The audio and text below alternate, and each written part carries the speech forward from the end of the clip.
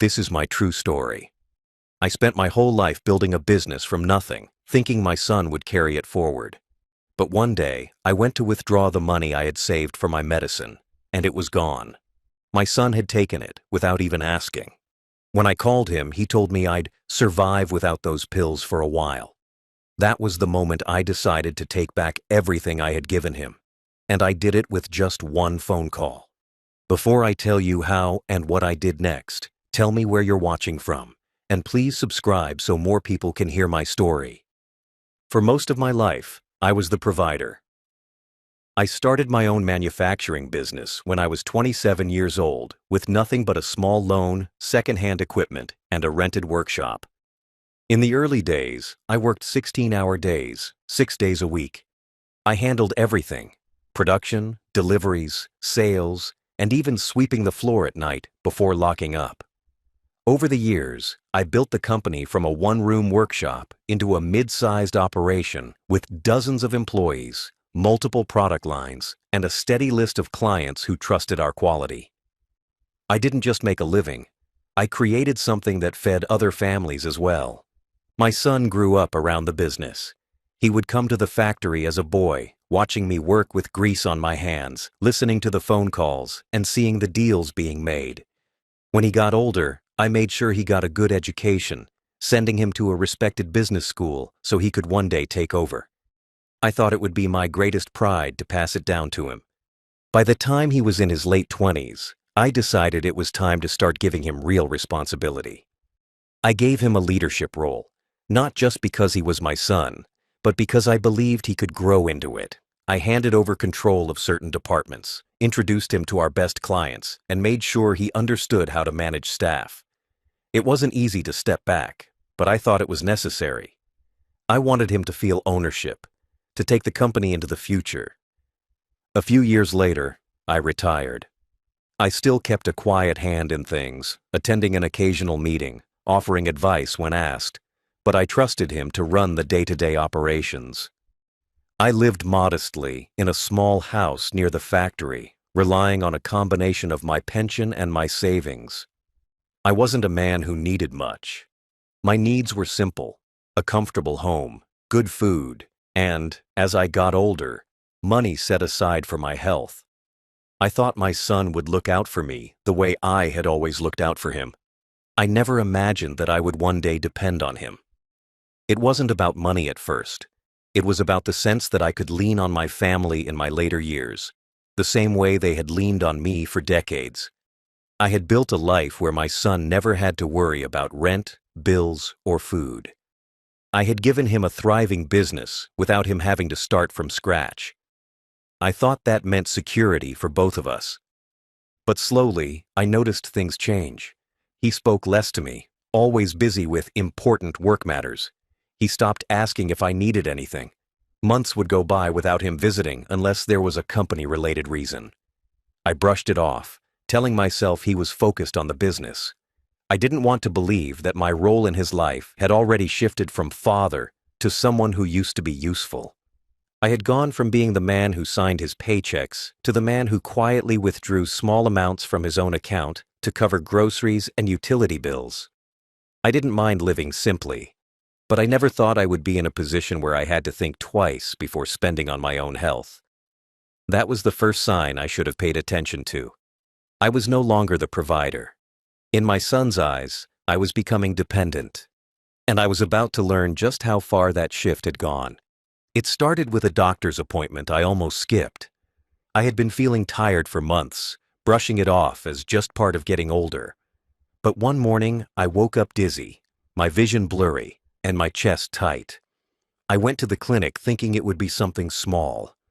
The doctor examined me, ran tests, and then sat me down with a serious look.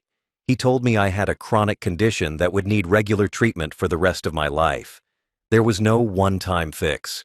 If I wanted to stay healthy and avoid serious complications, I would have to take specific medicine every month without fail. The pills were expensive, more than I had expected. My pension covered part of my living costs, but not the extra medical expenses. It meant I had to set aside a separate fund just for the medicine, making sure it was there every month before anything else. I started planning carefully. I kept a small notebook, writing down the cost each month and tracking what I saved. I skipped buying things I didn't need. I fixed my old shoes instead of buying new ones. I cooked simple meals at home and stayed away from restaurants. Every time I put money into that medicine fund, I felt a small sense of relief, like I was protecting my future one step at a time. When I saw my son next, I decided to tell him about it. I didn't expect him to pay for my medicine. I had my own pride, but I thought he should know, in case there was ever an emergency. I explained the condition, showed him the prescription, and told him I had a separate account where I kept the money for it. He nodded, but he didn't ask questions. He didn't say, "Let me help you," or even, "That must be hard." He just said, "Okay, you've got it covered then," and went back to checking his phone. I remember standing there, wondering if I had said too much. Still, I didn't think much of it at the time. I believed that even if he wasn't overly warm about it, he would respect that the money in that account was for something important. After all, this was his father's health. This was about keeping me alive. Months passed, and I kept adding to the fund, always making sure there was at least 3 months' worth of medicine money ready. I never touched it for anything else. Sometimes, when I saw my son spending freely, eating at expensive restaurants, buying new gadgets, I thought about how different our priorities were. But I told myself it wasn't my business anymore. He had his life, I had mine. I didn't know then that the very thing I had been saving so carefully for, the money that was keeping me alive, would be the thing he would take without hesitation. It was a Thursday morning when I went to the bank. My prescription was due for renewal, and I wanted to withdraw enough money to cover the next 3 months of medicine in one go. I had my little notebook in my pocket, ready to check off the withdrawal and update the balance. When I handed my card to the teller and told her the amount, she frowned. She typed something on her screen, then looked at me with a mix of confusion and sympathy. "Sir, your account doesn't have that much." I thought she had made a mistake. I told her to check again. She did, and this time she turned the monitor slightly so I could see for myself. The balance was almost zero. The money I had been saving for months was gone. I felt heat rise in my chest. My mind went blank for a moment. I asked her if there had been an error, maybe a system problem. She shook her head and printed the transaction history. The withdrawals were clear. 3 large amounts taken out in the last 2 weeks. All of them had been done using the second card linked to my account, the one I had given my son years ago for emergencies. My hands shook as I held the paper. I knew what this meant, but I still didn't want to believe it. I stepped outside the bank, found a quiet spot, and called my son. He answered on the second ring, his voice casual. I didn't waste time. I asked him directly if he had taken the money from my medicine account. There was no pause, no hesitation. He said, "Yeah, I needed it for something important." My throat tightened. I asked him if he understood what that money was for, that it was for the medicine I needed every month. He laughed lightly and said, "You'll survive without those pills for a while. Don't be so dramatic." I stood there, gripping my phone, hearing his voice, but not recognizing the person speaking. This wasn't just thoughtlessness. This was deliberate. He knew exactly what the money was for. He knew it was my lifeline, and he took it anyway. I told him this was not a joke, that my health was on the line. He said, "You're overreacting," then ended the call. I stayed there on the sidewalk for a long time, people walking past me, cars passing by. I wasn't thinking about the money anymore. I was thinking about the years I had worked, the years I had built that business for him, the trust I had given him. And now, here I was, standing outside a bank, with no medicine money, because my own son decided his something important mattered more than keeping me alive. I went home that day with my hands shaking, not just from the illness, but from anger I was trying hard to keep down. I put my bag on the kitchen table and sat there for a long time, staring at the wall. The house felt colder than usual. I could hear the faint hum of the fridge and the ticking of the old clock on the wall. My chest felt tight, not from my condition, but from the weight of what had just happened. I had always thought that no matter what, my son would never cross certain lines. Taking my medicine money wasn't just crossing a line, it was tearing it up and throwing it in my face. Later that evening, I heard his voice in the next room. He was on the phone with someone, speaking loudly, laughing in that carefree way people do when they think they're clever. I didn't mean to listen at first, but his words came through the thin walls clear as day. He said, "Yeah, I had to teach the old man to toughen up. He's too soft, thinks the world owes him. He'll be fine without those pills for a bit." I froze. My jaw tightened. My fingers dug into the edge of the table. He wasn't sorry. He wasn't even hiding what he'd done. He was proud of it. He was turning my health, my need for medicine, into some twisted lesson he thought I deserved. At that moment, I knew it wasn't about the money at all. It was about power. He wanted me to feel small, to feel dependent, to know that he could take from me whenever he wanted and I couldn't stop him. It wasn't the first time he'd spoken to me like I was less than him. Over the past year, there had been little moments, dismissive comments, small decisions made without my input, reminders that he was running things now. I had brushed them off, telling myself he was just stressed from the business, that maybe it was my own pride making me sensitive. But now, there was no denying it. This was cruelty, plain and deliberate. I sat there in silence, my mind turning over everything I had done for him. The years I worked double shifts so he could go to school. The way I had introduced him to my business contacts, giving him trust others had to earn. The decision to put him in charge years before I had to. I thought about how proud I had been when I watched him walk into the office as a leader for the first time. And now, here I was, treated like a burden, mocked for needing the medicine that kept me alive. Something in me shifted that night. I stopped thinking about how to get my money back. I stopped hoping for an apology that would never come. Instead, I started thinking about what power I still had. The kind of power he had completely forgotten I held. I realized that if he wanted to play a game of control, I could play it better. And I could end it with one move. What my son didn't realize, or maybe what he had forgotten, was that even though I had retired and let him run the company day to day, I had never fully handed it over.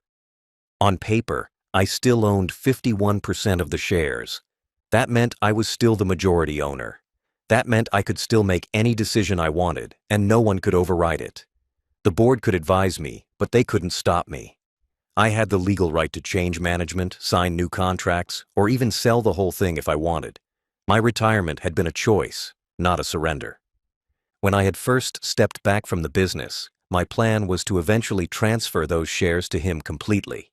Maybe over a period of years, once I was sure he was capable and mature enough to handle it. I thought giving him control early would prove his responsibility.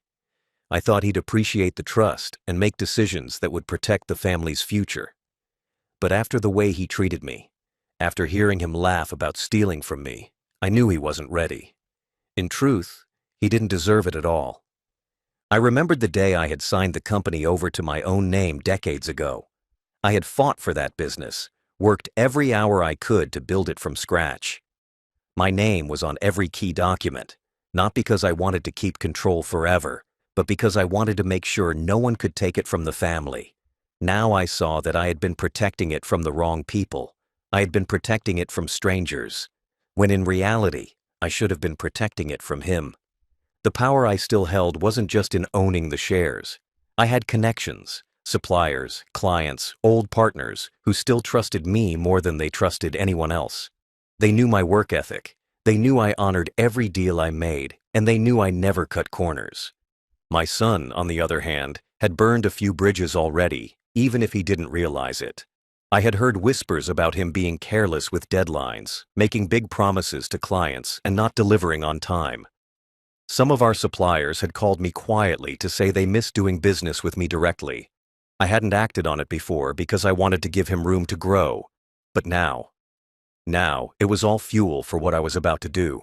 He believed my role was over. He believed I was just an old man living quietly, too weak to fight back. That was his mistake. He thought the company was his, but it never was. The papers in my home office told a very different story, and with one signature, I could take back everything. I sat at my desk that night and pulled out the folder where I kept my original ownership documents, the company bylaws, and my shareholder rights. The proof was all there, clear and undeniable. I didn't need to argue with him. I didn't need to ask for my money back. I didn't need him to understand what he had done to me. I only needed to act. The medicine money he stole had kept me alive. But the company he thought was his, that was what kept him comfortable. And I had the power to take it all away. The next morning, I woke up before sunrise. I didn't feel weak. I didn't feel like a sick old man. I felt like the man who had built a company from nothing, the man who had signed every deal, solved every crisis, and carried every risk on his back. I made a cup of tea, sat at my desk, and stared at the phone. I knew exactly who I was going to call. Not my son, not to argue, not to warn him. I was going to call the one person I trusted more than anyone in the business world, my old partner, David. David and I had started the company together all those years ago. He had retired before me, but we stayed friends. He was one of the smartest negotiators I had ever known, and more importantly, he still had the respect of our board and the industry. He knew how to steady a ship when waters got rough. I dialed his number. He answered on the second ring, his voice warm. "Haven't heard from you this early in years," he said. I didn't waste time. I told him exactly what had happened. Not the personal details about the medicine, but the fact that my son had crossed a line and I was taking back control. David didn't hesitate. "Tell me what you want me to do," he said. I told him I wanted an emergency board meeting today. I told him I was ready to sign over temporary operational control to him until I decided on a permanent plan. That would remove my son from all decision-making power immediately. He didn't even need to be in the room. The majority owner's signature was all that mattered, and I still held that title. David said he would arrange everything. By 9 a.m., I was in the boardroom. It felt strange to be back in that chair, the one at the head of the long polished table, the same table where I had once signed my retirement papers. The directors came in one by one, some surprised to see me, others smiling knowingly. When the meeting started, I made it clear, as of that moment, operational control of the company was shifting. David would oversee all departments, and my son was to be removed from any position of authority until further notice. There was no debate. No one questioned my right to do it. They all knew I still owned 51%. I signed the document, slid it across the table to David, and it was done. The company's systems, contracts, and staff now answered to him. My son's name would be taken off all access lists by the end of the day. He wouldn't even know until he tried to log in and found his passwords didn't work. As I left the building, I didn't feel joy, exactly. I felt something better. Control. He had taken something from me without asking. I had just taken everything from him without raising my voice. One phone call, one meeting, one signature. That was all it took.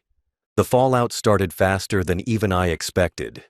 Within 24 hours, my son realized something was wrong. His work email stopped working. His keycard wouldn't open the main office door. Staff he used to command walked past him without making eye contact. By the second day, his company car was collected and his office was locked. He tried calling me, but I ignored every attempt. I wasn't interested in explanations, excuses, or his anger. This wasn't about talking anymore. This was about action, and the action was already in motion. David moved quickly. He knew exactly where my son had been careless. He called in our most reliable suppliers and explained the change in leadership. Many of them admitted they had been frustrated with missed payments and sloppy orders under my son's management. Now that I was back in control through David, they were ready to work with us again. But one thing was clear. They would no longer give credit to the departments my son had been running. No credit meant no supplies. No supplies meant his operations would grind to a halt. Our biggest clients were told the truth. The company was under new management for quality and reliability. I personally signed letters to reassure them that their contracts were safe, but that all communication would now go through David's team. The clients responded quickly, many of them saying they preferred it this way. Work that used to go directly through my son's department was redirected to branches I controlled. His phone went from ringing constantly to sitting silent. Inside the company, his name began disappearing from everywhere. His profile was removed from the website. His picture came down from the leadership wall in the main lobby. Documents were updated to show David as the operational head. He had no access to staff schedules, no control over budgets, no seat at meetings. By the end of the week, it was as if he had never been in charge at all. The personal side hit him just as hard. Without access to company funds, he had to pay his own expenses, something he wasn't used to. The lifestyle he had enjoyed, the dinners, the gadgets, the trips, all of it depended on money he earned from a position he no longer held. The more desperate he became, the more calls I received, each one angrier than the last. I didn't answer a single one. It wasn't revenge done with shouting or public humiliation. It was quiet, clean, and complete. His power didn't disappear all at once. It fell away piece by piece, each day taking something else he thought he could never lose. By the time the month ended, he wasn't running the company anymore. He was just another unemployed man with bills piling up and no way to pay them. And he knew exactly who had taken it all. The same person he had stolen from. Once I knew my son was completely out of the business, I made my next move. I didn't want to stay around and watch him spiral. I had no interest in hearing his excuses or pretending there could be some sort of peace between us. This wasn't about teaching him a lesson anymore. It was about closing the chapter completely.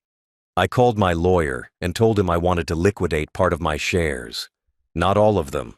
I still wanted the company to remain in my control on paper, but I wanted enough cash to set myself up anywhere in the world without ever needing to depend on anyone again. Within a week, the sale was done. The funds were transferred into an account under my name only, one that my son couldn't touch or even trace. I didn't tell anyone outside of my lawyer and my bank. Then I made the second decision, to leave the country. My health was still a concern, and I wanted to be somewhere with better medical care, good weather, and peace. I found a quiet coastal town overseas that had a respected hospital, affordable living, and the kind of calm I hadn't felt in years. I booked the flight under my full legal name, but I made sure no one could track my exact destination. Packing was easy. I had learned over the years not to keep too many unnecessary things.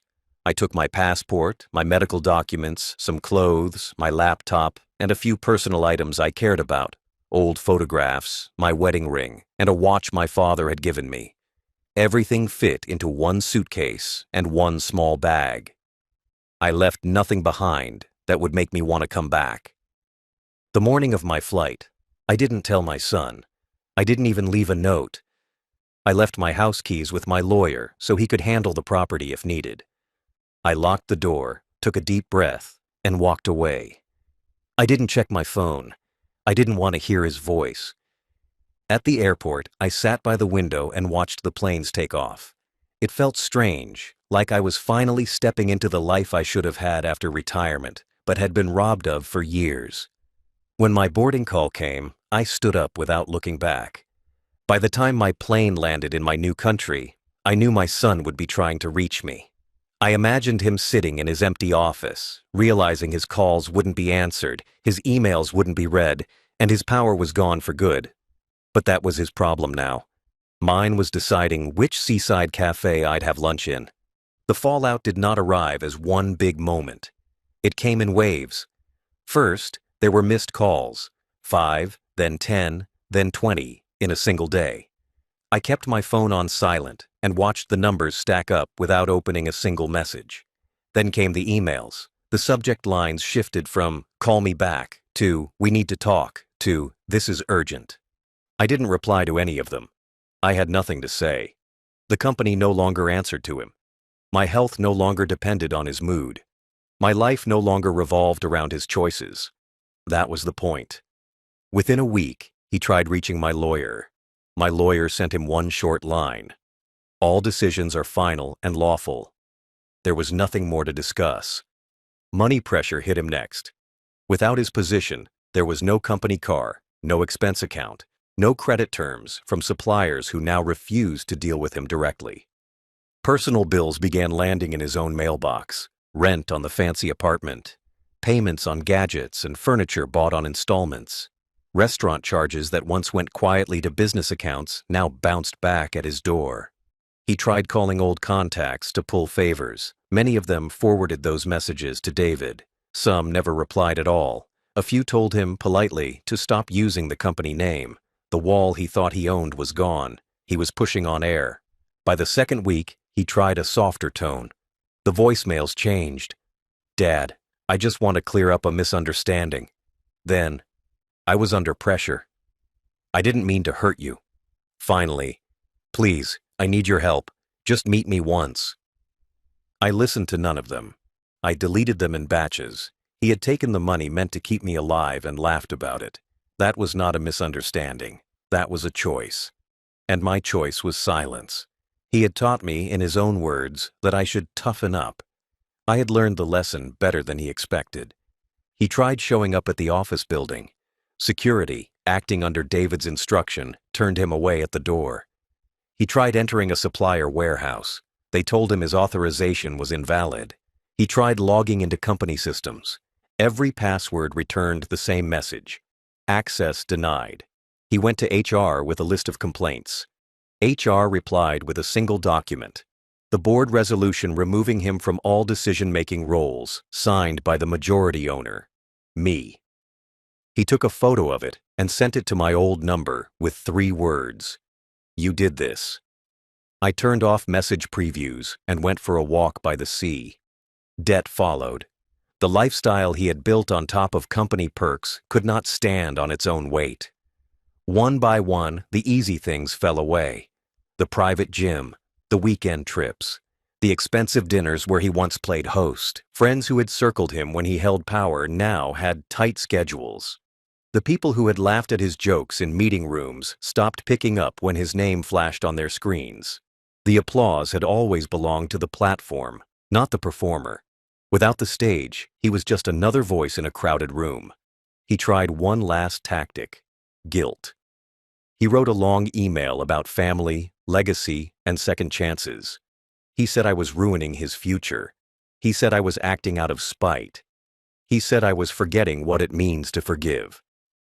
I read the first 2 lines, then closed it. Forgiveness is not returning the keys to a man who stole your oxygen. Mercy is not giving control back to someone who used it to harm you. I did not ruin his future. He ruined his present, and I stopped him from ruining mine. Meanwhile, the company stabilized. David sent me monthly summaries: suppliers paid on time, clients satisfied, production schedules back on track. Staff morale improved. Mistakes went down. The numbers spoke clearly. My decision had not only protected me, it had protected the livelihoods of dozens of families who depended on that business working properly. Quietly, the firm grew stronger without chaos at the top. That mattered to me more than any personal feeling. I had built that place to last. Now it would. On a slow afternoon, a final voicemail arrived, shorter than the others, almost empty. "Dad, please." I looked at my medicine on the table, counted the tablets, and felt steady. My life did not depend on his plea. My heart did not need his apology to beat. I deleted the message and turned the phone face down. The sea outside my window kept moving, uncaring, honest. I liked that about it. In the 3rd week, he stopped calling every day. Pride and exhaustion make people quiet. Word reached me, through someone who still knew him, that he'd started selling personal items to keep up with payments. That was his problem to solve. I had solved mine. In time, he would learn the same lesson I had learned at the beginning of my life. No one is coming to save you from the consequences you built with your own hands. He once told me I'd survive without those pills for a while. He was wrong. I need my medicine. I take it on time, every time. And I will never again rely on a man who thinks my health is a bargaining chip. He lost a title and a company. I kept my life. That is the balance now, and it is fair. When the month closed, my lawyer sent one last note confirming all transfers and controls were settled. No loose ends, no back doors, no way for him to drag the business into his debts. It was finished. The story he wrote for me, dependency, fear, begging, was over. I wrote a different ending. It began with a phone call and continued with silence. Sometimes the strongest word a father can say is none at all. I wake up now to the sound of waves instead of traffic. The air is warm here, the kind that smells faintly of salt and fresh bread from the bakery 2 streets away. My apartment is simple but bright, with a balcony that looks out over the harbor. From my chair, I can see the fishing boats coming in each morning, gulls circling above them, the water glittering in the early sun. I keep my medicine on the table by the window, the bottles lined up neatly. I never miss a dose. The money I set aside for it is safe, untouchable by anyone but me.